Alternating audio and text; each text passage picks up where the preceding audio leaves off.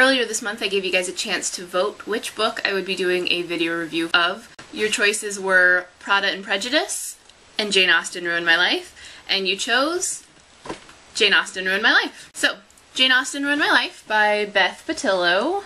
This is the story of Emma Douglas, who is a professor and a Jane Austen scholar at an American university, and seemed to have her life all together, but now it's completely in a shambles.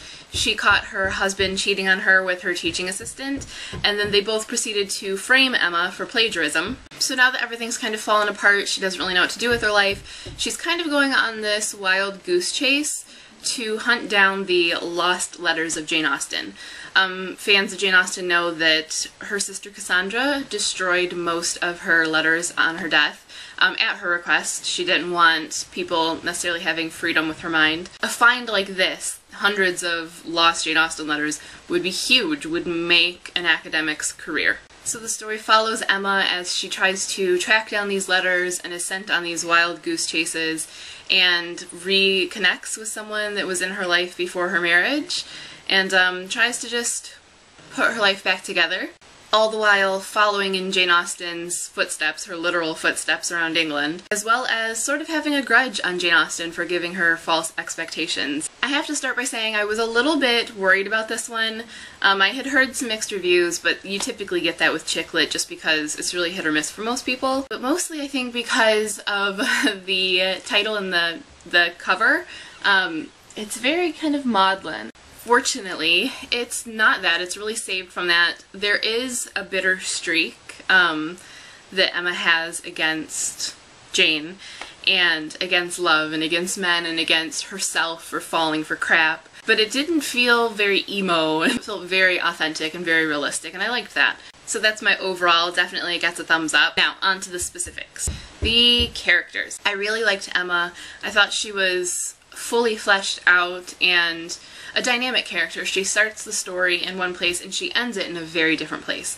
In the beginning, she's doubting everything. She's really down on herself. She feels like she can't really trust her judgment anymore. So she's really kind of shaken by that. And I think where she starts in the beginning is completely understandable and reflects that. And where she ends is a really great journey. It really shows her to be a strong character who's thinking about things and who's making decisions and trying to take control. The sort of peripheral characters, including the men, are less fleshed out, but it's really not their story, it's Emma's story, so that's understandable. The plot. This is something that when you're kind of trying to rewrite history and you're changing the life of our beloved Jane, that could really get some people up in arms, but I think Patillo did it really well, actually. She sort of takes the tack that there's obviously a reason Jane wanted her letters destroyed, and what could that reason be? She follows the potential love interests and the disappointed hopes in Jane Austen's life, and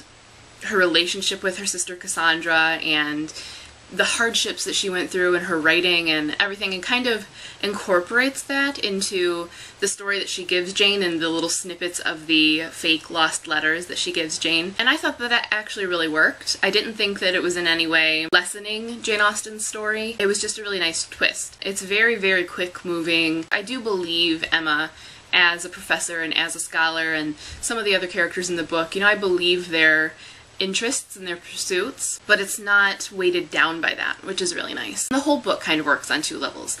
On the one hand, you've got this actual story of a scholar trying to get her life on track, and on the other hand, you've got her doing all these things that I think most Janeites would really love to do. It works on like the normal chick lit level. If you don't read Jane Austen, you could still enjoy it, but then it really pulls in those like die-hard Janeite fans with these little tidbits that you can relate to Emma with. I think the one thing that's going to kind of throw some people off is the ending, which I'm not going to spoil.